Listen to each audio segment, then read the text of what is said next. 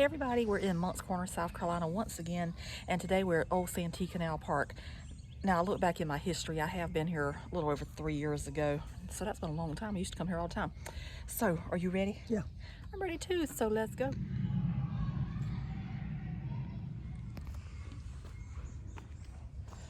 So this is the site of America's first canal. Hopefully we can get in the building this time. Last time we came it was closed, because that's whenever everything was shut down.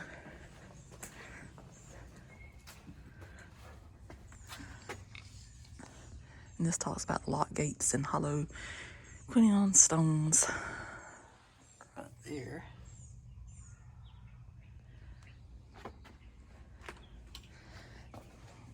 I don't know how the thing is going to do today because there is no clouds in the sky right now and everything's so bright.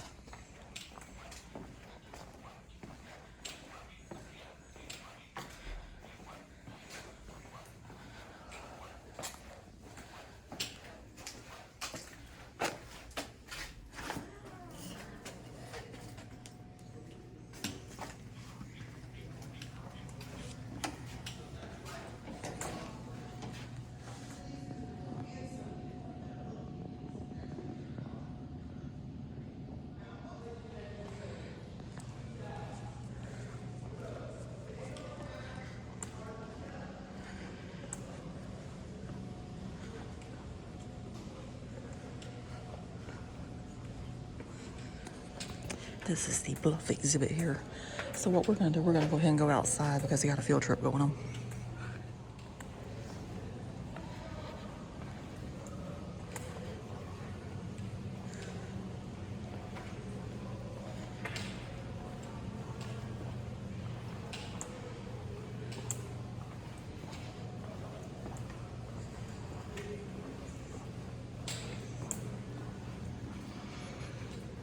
They do have a limestone theater here.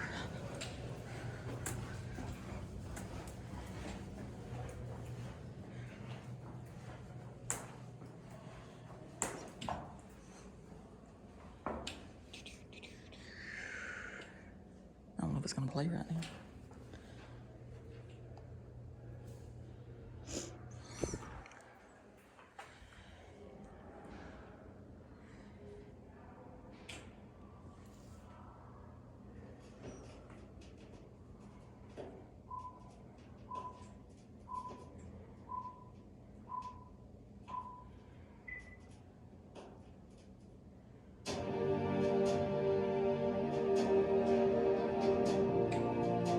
Welcome to Old Santee Canal Park. Built from 1793 to 1800, it is America's first true canal. There are many ways for you to experience this beautiful and historic park. Walking trails, canoe rentals, museums, picnic shelters, and self-guided tours are just a few ways to get up close and personal with both history and nature. The Interpretive Center is the large red brick building which houses exhibits on the construction of the Santee Canal. This shows the different things that you may see here.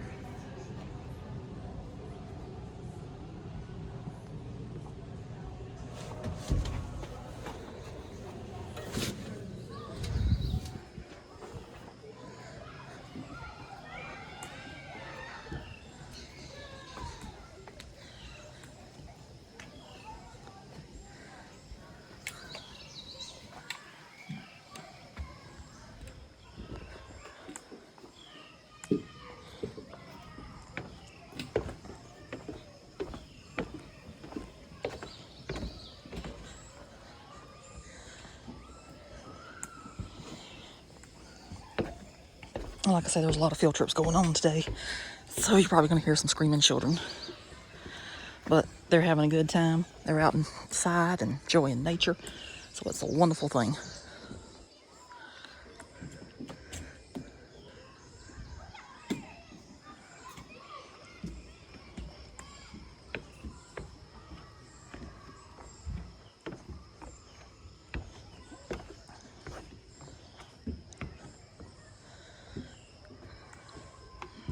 I think they're everywhere. They're inside, they're outside.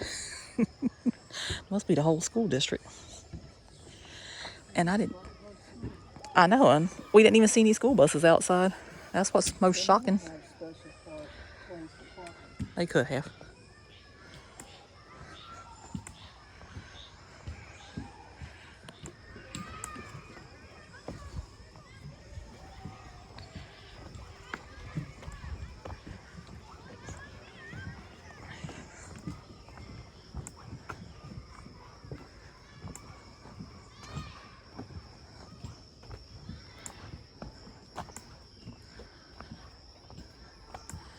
These pretty flowers here.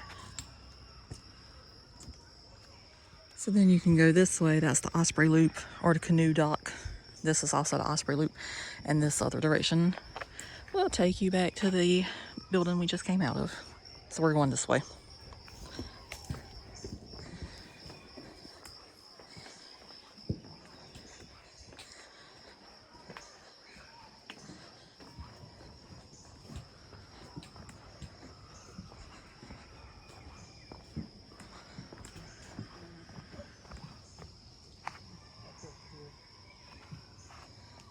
Oh, there's a snake.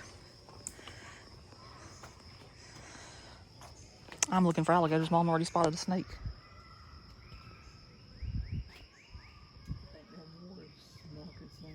I can't see his face. It's probably the might be the banded water snake then. Yeah, I'm pretty sure that's the banded water snake right there. Because its head does not look like the other one's supposed to.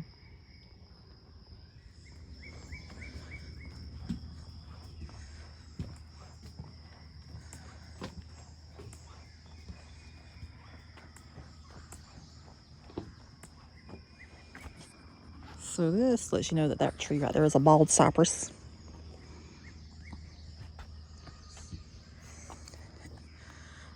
And over here, if you look in the tree, there's an osprey nest right up in there. I think there might be one actually in there.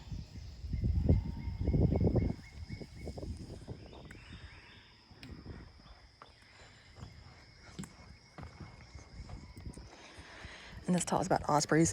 It says they are fish hawks. Ospreys are large, long-winged, eagle-like predatory birds that feed almost exclusively on fish. In South Carolina, most ospreys nest in the lower coastal plain, usually within several miles of the Atlantic Ocean.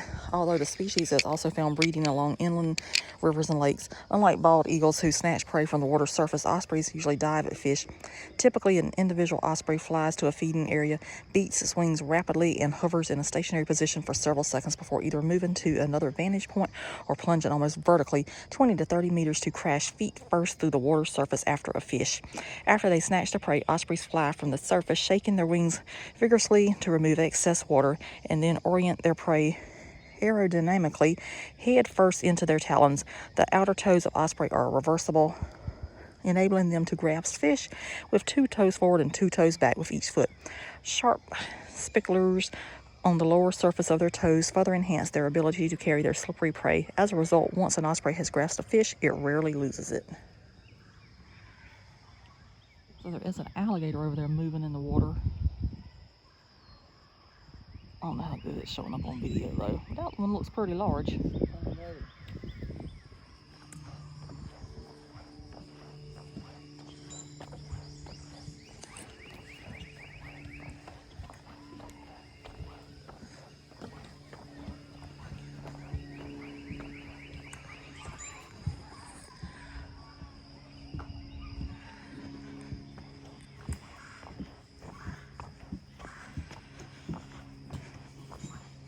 So then you come up on this. You can either go to the left on the alligator loop or you can go to the right on the interpretive center trail.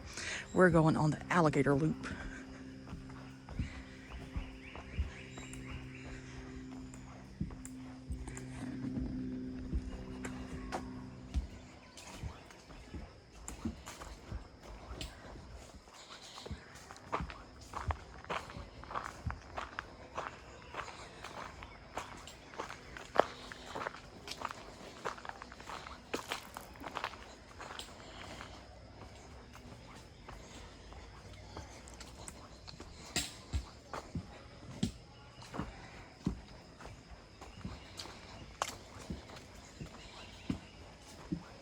This shows that this out here is giant cut grass. Just in case you never knew the name of that. And we have also arrived at observation point number 1.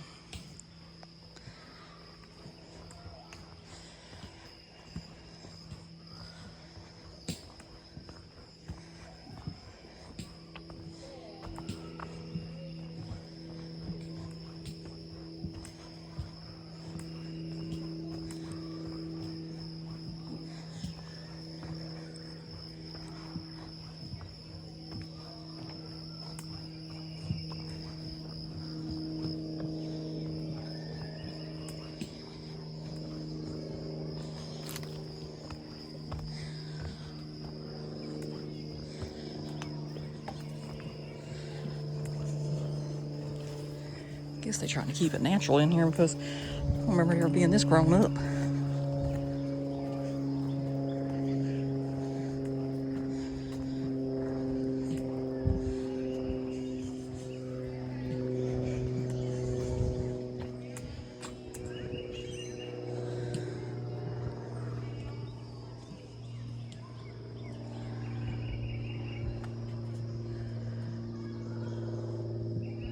So I might have to come back in the fall because this out here is really pretty in the fall. And it was only $8 for the two of us to get in. That was a adult admission and a senior citizen admission, so that was not bad.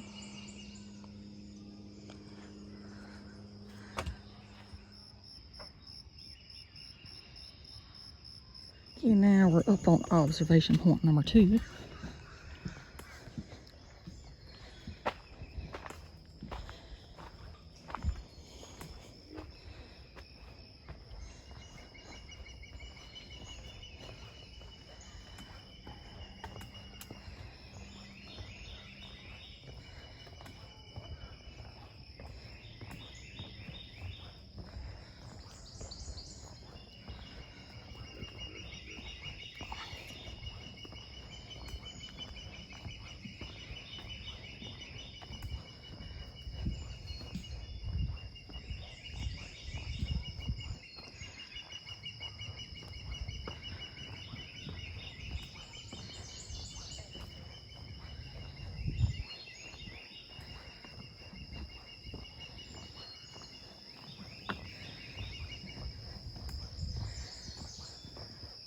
Some more of those pretty flowers.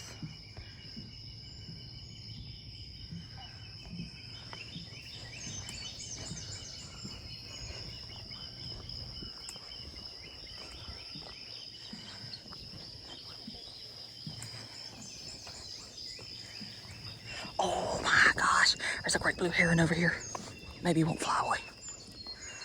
I love those birds.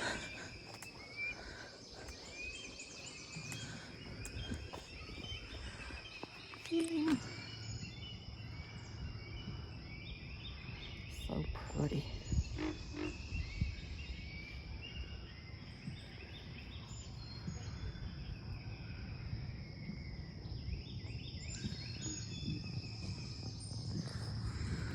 There's also a little bird over there.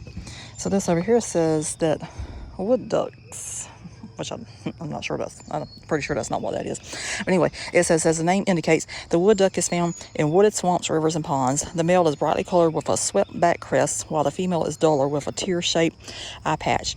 These ducks nest in tree cavities and in artificial nesting boxes. They feed on seeds and many kinds of aquatic plants.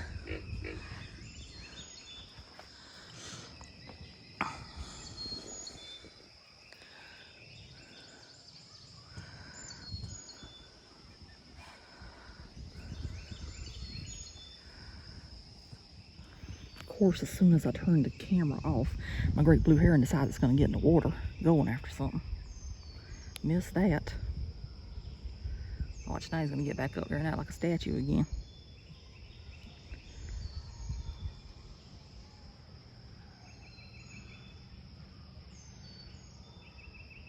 Whatever he went after was a failed attempt.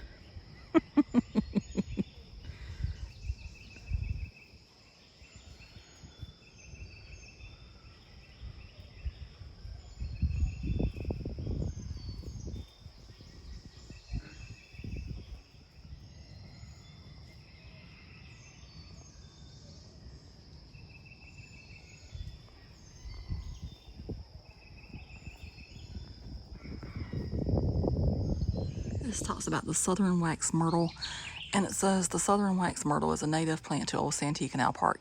The southern wax myrtle is an evergreen tree with shrub-like characteristics and can be found throughout the southeastern United States. These trees are able to withstand many types of habitats, including wetlands.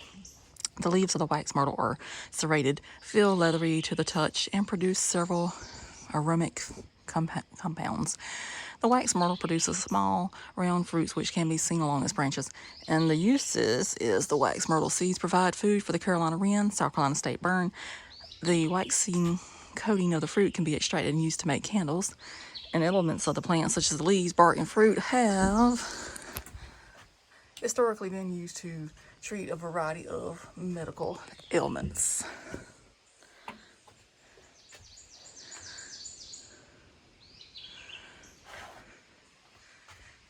You look stylish in your hat, by the way.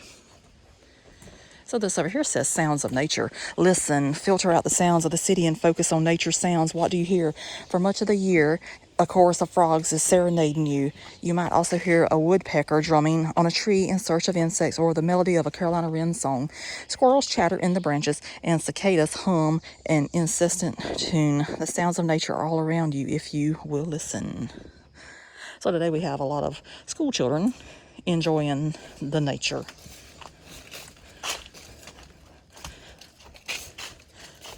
But I do like that because at least they're not behind a screen. They're out actually enjoying something that's out here that a lot of people seem to forget now. That's that little short one. Yeah, that's a tiny one. So up here is observation point number 3.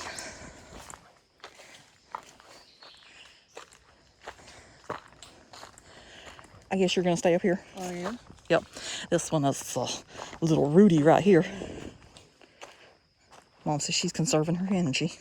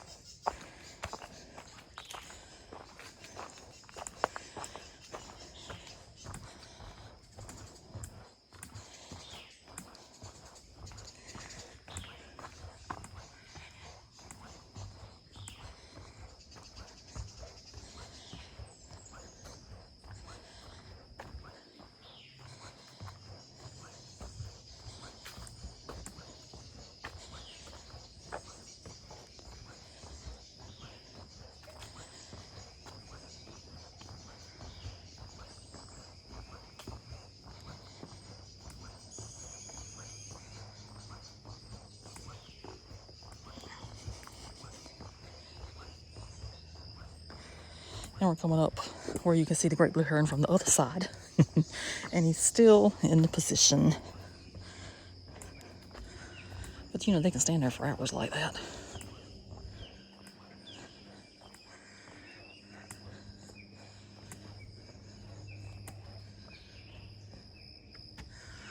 Little turtle over there on the log.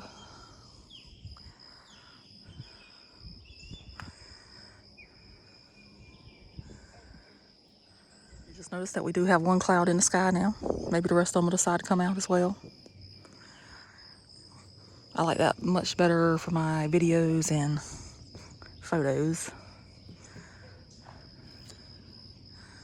So whenever you get here, you can keep on going that way, and that'll show a nice view of the Cooper River back there.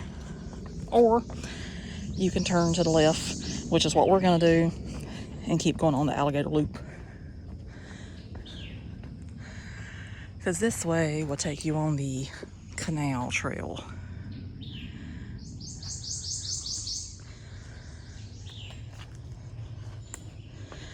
But we're going to hopefully see some alligators.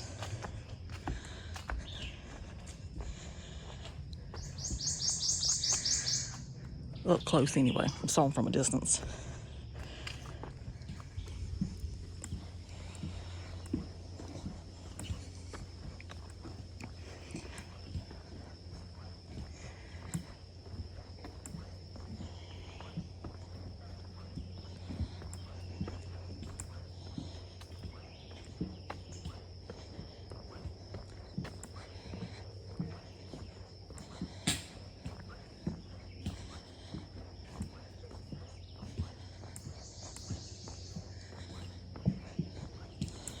So we're getting ready to come up on one of my favorite places here.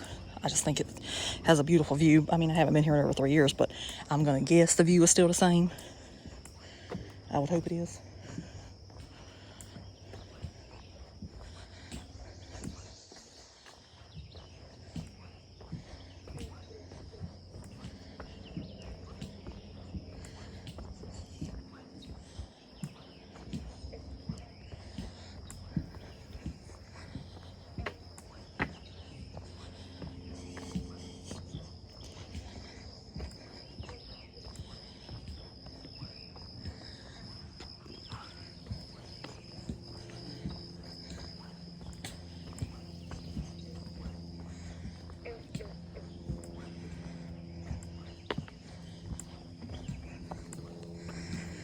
Little pretty little yellow flowers down here.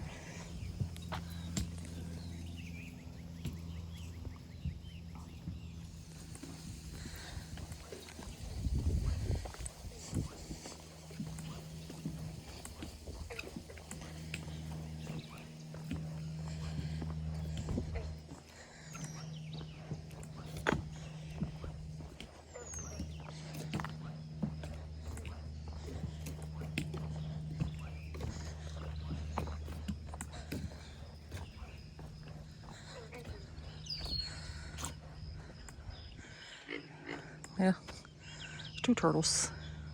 There was 3. They Two probably of them all in the slide water. off.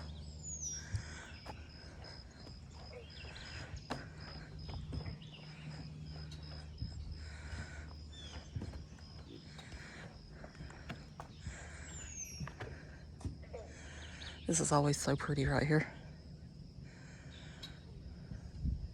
Probably need to come back in the fall too. I keep saying that, but this is really pretty in the fall. It's beautiful in the fall. I don't know why you haven't been coming. I know because we go everywhere else, but it's like it's been one of our favorite places.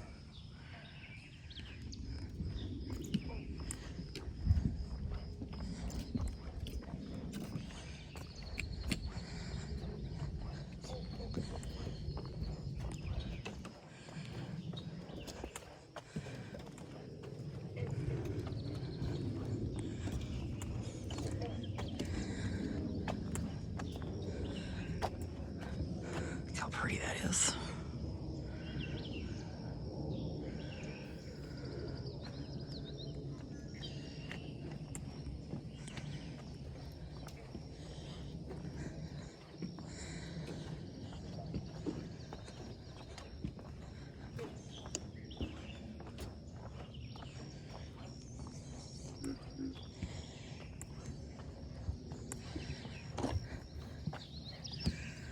Looks like you said water's very clear today. Yep. You can see to the bottom. Mm-hmm.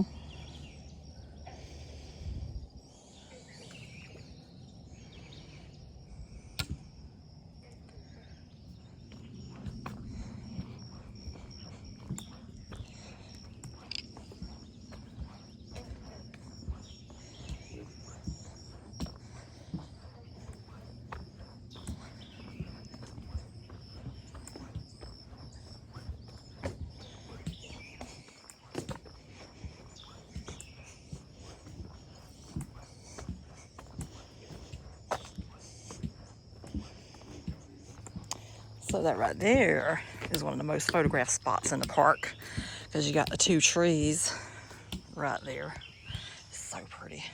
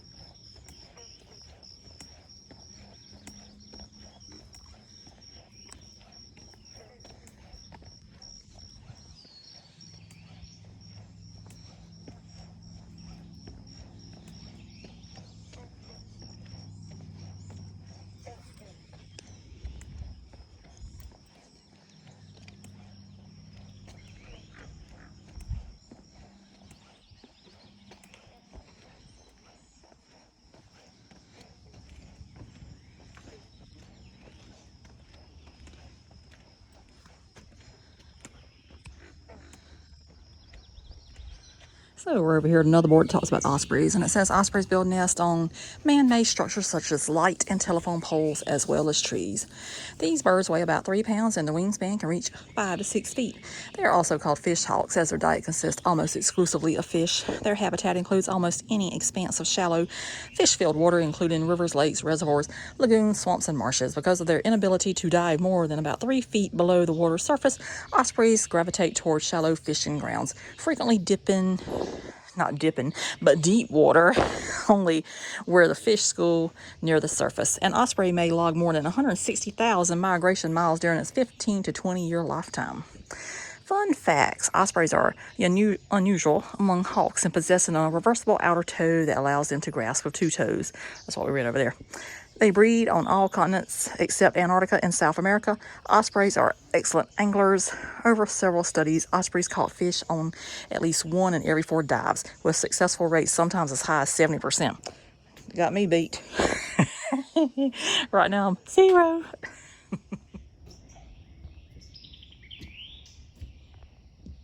Now we're coming to this sign. It says the Woodland Trail is to the right and the Alligator Loop continues to the left. So as you can figure, we're staying on the Alligator Loop.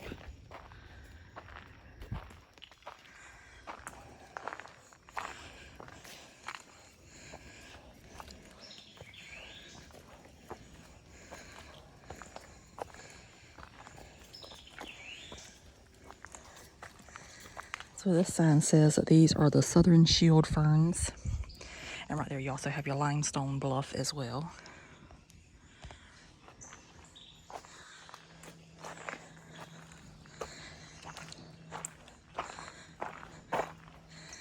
And that talks about the geology right there.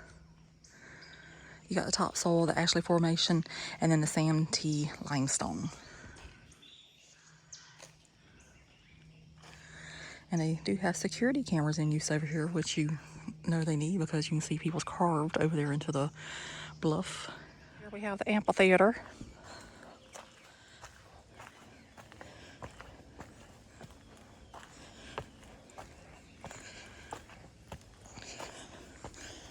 Hello, we decided to go ahead and do this morning. It's already hot out here. This is our first stop of the day. So they do have a little seating area up here for you. And this is talking about the red foxes. It says red foxes are local to Old Santee Canal Park. These foxes' coloring ranges between various shades of orange and red with black legs and a white tipped tail. Red foxes stand around 16 inches at the shoulder and can weigh between 8 to 13 pounds. Not native to South Carolina, red foxes were introduced by settlers from New England and Europe in the early 1600s. They prefer to live in open places with scattered woodlands and dig dens underground. Unlike their gray fox relatives, red foxes cannot climb trees. Red foxes will eat a variety of foods depending on what is available to them, including birds, mice, insects, fruits, and berries. Female red foxes are called vixens, and her young are called cubs, pups, or kits. Cubs will typically begin to venture from the den at 5 weeks and are weaned at around 2 months. So they don't have a long time with the mama. So I've always thought this tree right here is interesting. Look at the roots on it. They're not technically in the ground, they're just hanging on right here on this side.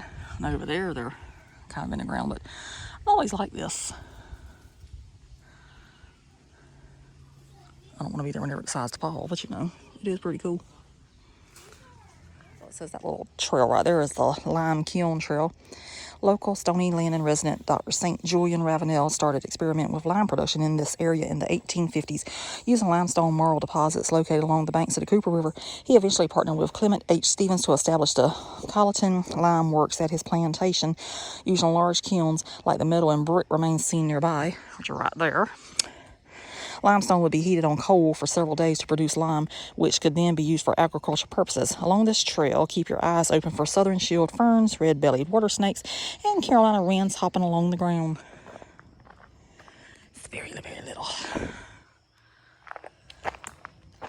We already saw one snake today, so we don't need to see another one.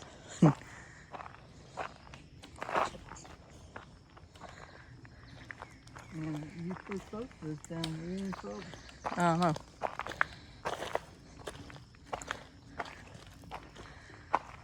What's that blade for? Huh? That blade. I'm guessing it has something to do with that. wouldn't you think? Yeah, maybe. So this snazzy little thing right here has been added since we last came. I don't know what they would do with it. I don't know if they get it out there and float it on the water or what. Be a good idea. Oh, look, there's a little alligator down there. 2 little alligators. Okay, let's come up here and look at them.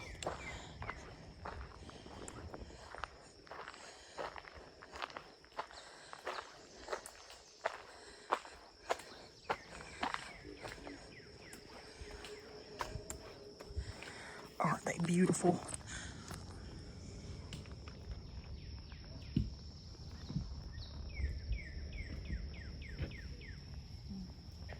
That mama ain't too far, but we can That might have been that big one we saw a while ago. That was nearby over here.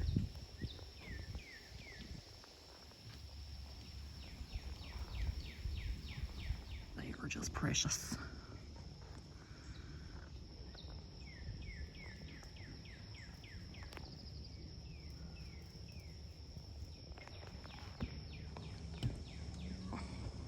It says brush piles for wildlife. The brush pile in front of you serves a purpose. This practice is used to create cover for many songbirds, small mammals, reptiles, and amphibians when natural cover is limited. Brush piles provide areas for nesting, escape from predators, and protection from harsh weather conditions. Keep a watchful eye out for animals, specifically the Carolina wren, a small but vocal bird who loves brush piles. The Carolina wren happens to be South Carolina's state bird.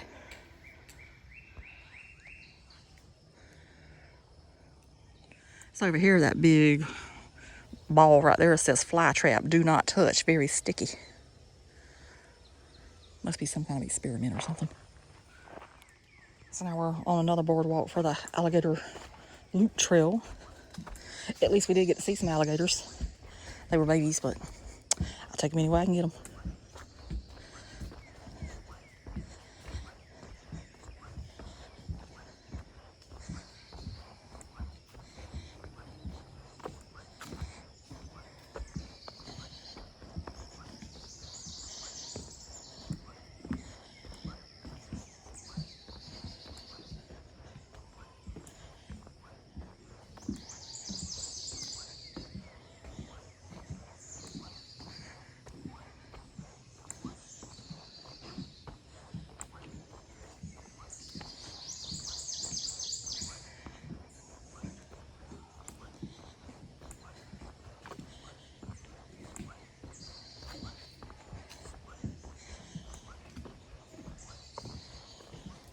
This right here says this is a swamp tupelo.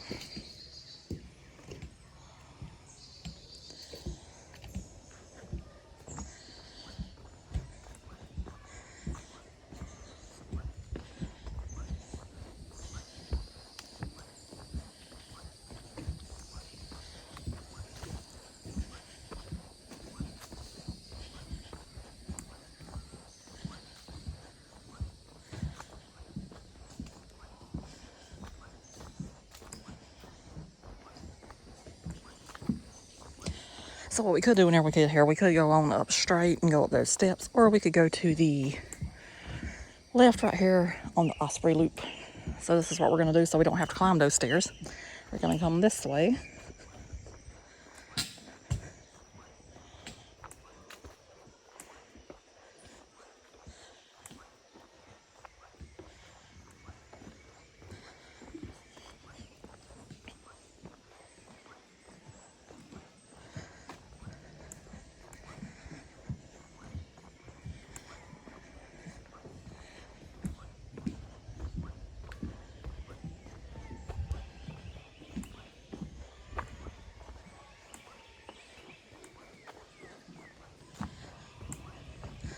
And this is going to bring you out where you can get the canoes at that you've rented. So you can go out there and explore for yourself.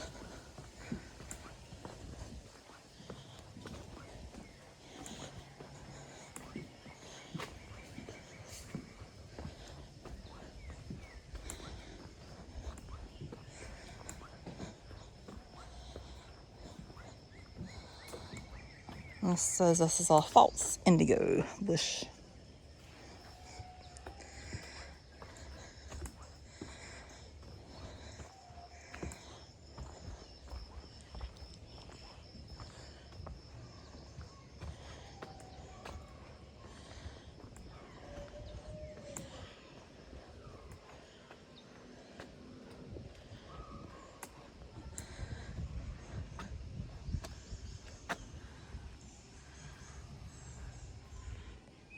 I do see the turtle out there in the water.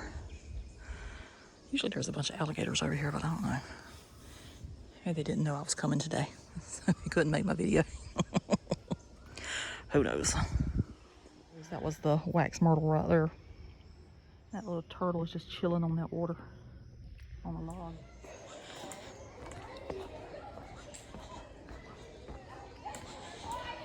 Here's another overlook where I'm going to look at the river now.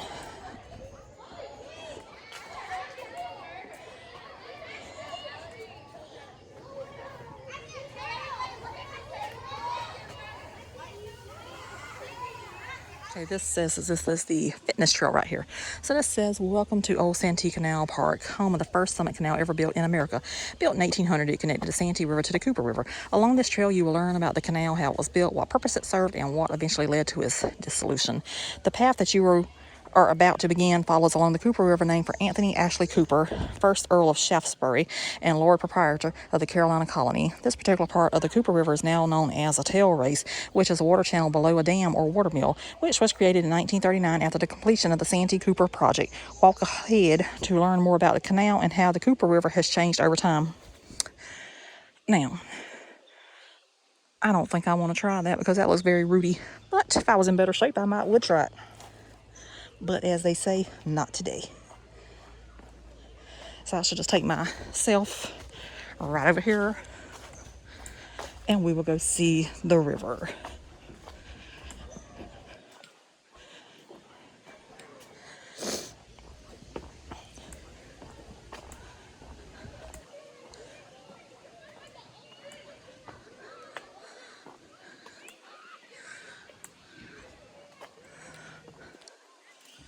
And say ta-da, ta-da.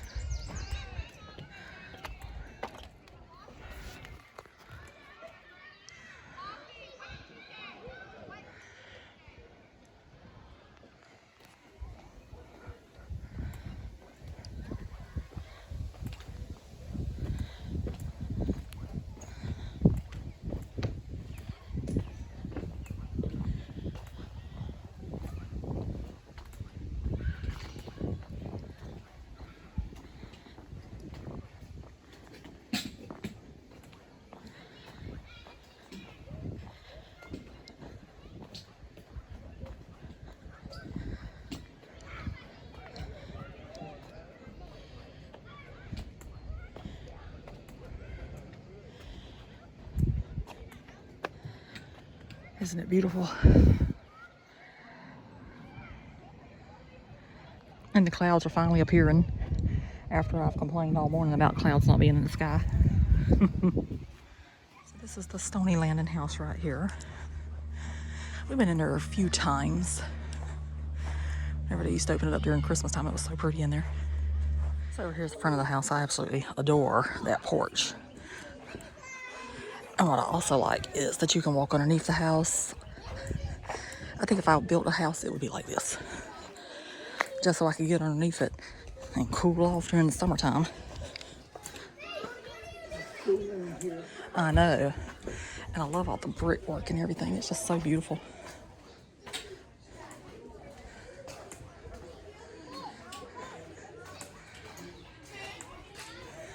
I mean, look how beautiful that is.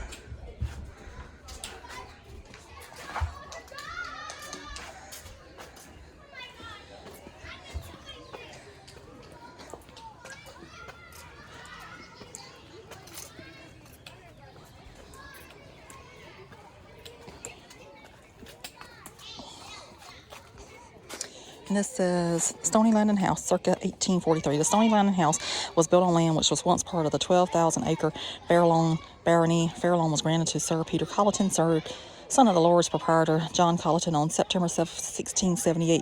John H. Dawson purchased 2,319 acres on March 26, 1839 from the Colleton estate. He built this house as a planter's secondary home facing Congaree Road, a major trade route of the early Carolinas. In comparison to the more elegant river homes of the time, Stony Landing was small and noted for its simplicity. It was constructed on brick pillars about 8 feet above the ground. Some suggested reasons for this type of construction were to provide additional outdoor storage space, to increase airflow through the house, and to provide a cool, shaded area for outdoor use during the summer months. The arches under the house, a common architectural feature, support the fireplaces located inside the home. The Stony Landing house has been remodeled through the years. It has been restored to its 1850s appearance and has been furnished with reproduction furniture commonly found throughout the southeast during the mid-19th century. Some of the more notable residents of the Stony Landing house were St. Julian Ravenel, medical doctor, chemist, natural historian, and designer of the Little David, the first semi-submersible torpedo boat, and Remert C. Dennis, state senator from Berkeley County from 1943 to 1988, who lived in the house until 1970. It's a beautiful house.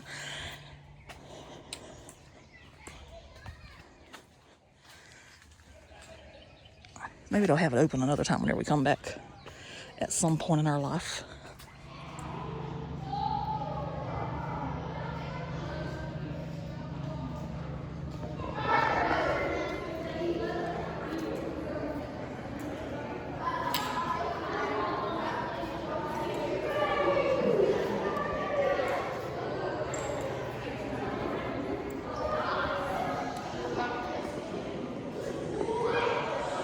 That shows how the barge or boat or whatever would look. Well, the actual canal, actually.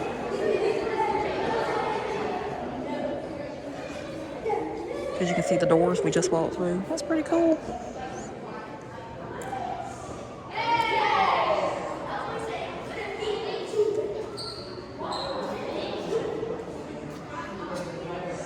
And this is the Santee Canal opens for business. A cargo of salt traveling from Charleston to Granbury, just below Columbia, was one of the first shipments to pass through the Santee Canal in July of 1800. Two-way traffic quickly followed. Interesting.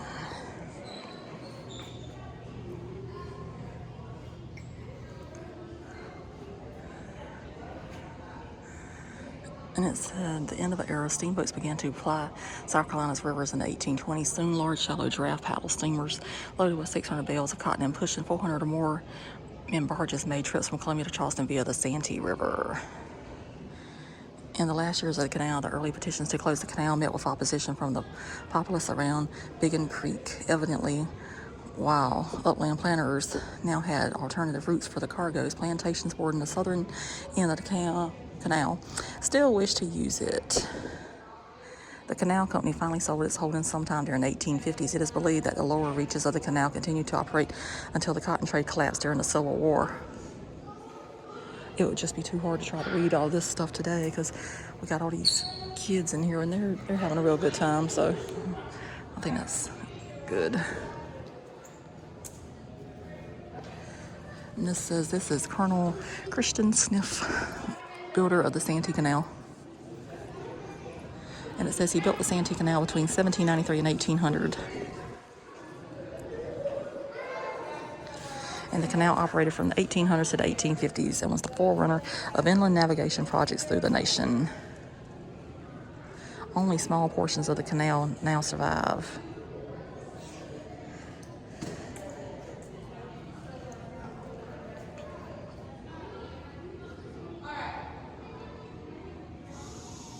Shows Santee Cooper through the early years, and it says, what is a lock?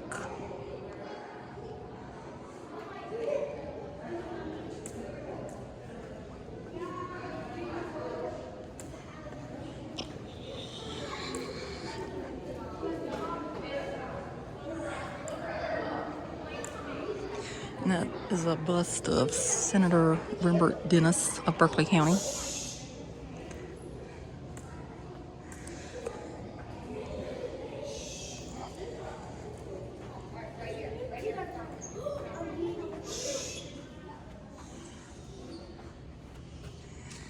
in it, it says these are Winneman baskets, and today's sweetgrass baskets are appreciated as an art form, but in the early days of South Carolina history, they were vital to the rice cultures. These baskets were woven by enslaved persons from sweetgrass, bulrushes, and pine straw, which were gathered on the plantations. The baskets were then used to winnow rice. The winnowing process included loading the basket with milled rice, tossing the rice into the air, and allowing the breeze to remove any husk and broken pieces. The rice would then be ready for market.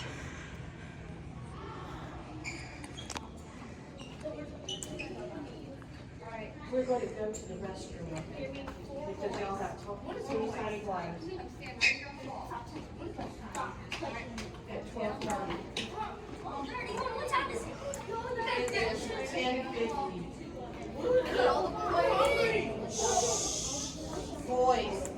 Boys that need to use the restroom. I might have to come back another time and read all this.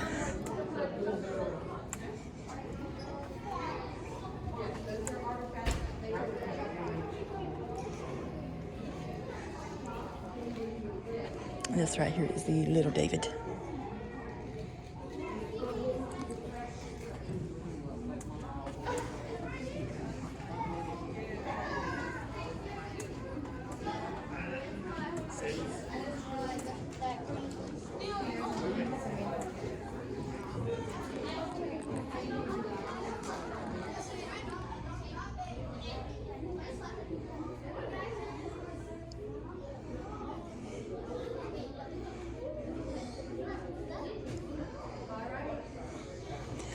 And that was the Little David's creator right there.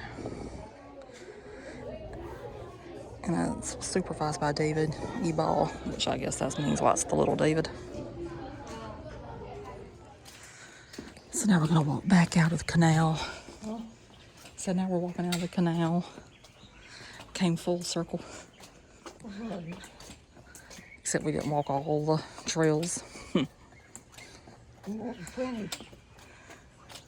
Okay, so we're gonna go ahead and wrap up the video for Old Santee Canal Park, which is the site of America's first canal.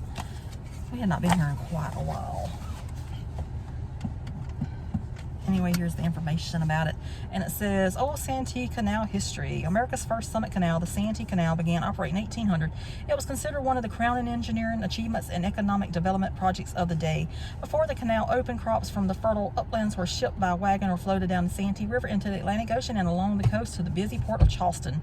Neither mode of transportation was cost efficient, and the unpredictability of the Atlantic Ocean made the sea journey dangerous. The political and business leaders of the Low Country realized that a better route had to be established in order to compete against the rival seaports. The Commons House Assembly proposed a survey in 1770 to determine the most favorable routes for the canal to connect the Santee River with the Cooper River, which would provide a direct outlet to the Charleston Harbor. To this end, Henry Mouzon Jr. was commissioned in 1773 to survey routes for such an inland waterway through which goods could safely flow to the market. The onset of the Revolutionary War silenced talk of the canal until 1785, when the newly formed General Assembly granted a charter to the Santee Canal Company.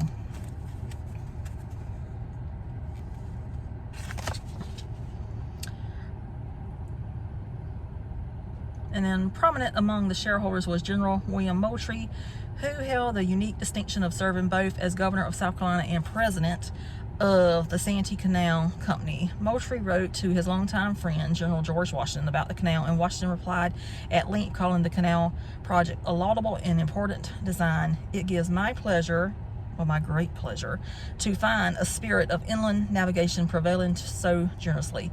No country is more capable of improvements in the ways than our own. Construction began in 1793 under the supervision of Colonel J. Christian Senf, a Saxon engineer who had served with Hussein troop during the Revolution. More than 700 laborers worked for 7 years with picks and shovels to complete the project. The finished canal was 22 miles long, 30 feet wide, 5.5 feet deep, and was completed at a cost of $650,667, which could not be done at that price now. It was designed to handle a 34-foot rise through the 3 locks and a 69-foot fall through 7 more, for a net difference of 35 foot between the Santee and Cooper rivers. Boats and barges laden with cotton and other goods were pulled down the canal by mules and horses under well, not under, but using 10-foot wide towpaths cut on both sides. Later, the use of horses and mules was discontinued, and the boats and barges were pushed through the canal with poles by the crewmen. Operation of the canal went smoothly for the first 16 years. Goods moved freely to Charleston, and the Santee Canal began to show a profit. Between 1817 and 1819, however, several droughts, well, severe droughts, can't even talk today, dried up the canal, halting traffic. Corn was planted in the canal bed to take advantage of the fertile soil. The busiest year for the canal was 1830, when a total of 700 barges and boats laden prominently with cotton traveled through the waterway. The completion of a railway between Columbia and Charleston in 1840 left the canal dependent on what little traffic trickled down the Wateree River. In 1846, the railroad tracks were extended to Camden, thus spelling the ultimate demise of the canal. In 1850, the General Assembly revoked its charter at the request of the shareholders. Most of the canal now lies beneath the waters of Lake Moultrie. Visible today are the upper portions of the waterway where boats entered the Santee River, and the southernmost sections which join the headwaters of the Cooper River at Biggin Creek. Old Santee Canal Park is centered where the southern terminus of the canal enters the quiet waters of Biggin Creek and the surrounding swamps. Now, we will have to come back because Mom says it is entirely too hot today. But since we last came, they have gotten the Fort Lone battlefield. So it's right over there, but it looks like it's over a mile long walk. I'm up for it, but she's not. It is rather hot. It's like 71 degrees, which is not terribly hot, but there is a lot of field trips going on here today. And I do think that is wonderful because my battery died. So anyway, I do think it's wonderful that the field trips are going on because it's getting the kids out in nature and stuff, and then they're getting to see some of the stuff they learn whenever they were in school, and it's brought to life. So I do think that field trips need to happen more often than they do, and I know it's about funding for one thing, but there's no better way to see and learn the stuff than to experience it firsthand. So anyway, we're going to go ahead and wrap up the video. We'll come back one day and do that battlefield trail. That looks terribly exciting. You can see the sign from here. So anyway, that's going to do it for this one. We hope you enjoyed. And subscribe. Please do. And we'll see you somewhere else. So toodaloo. Bye. Bye.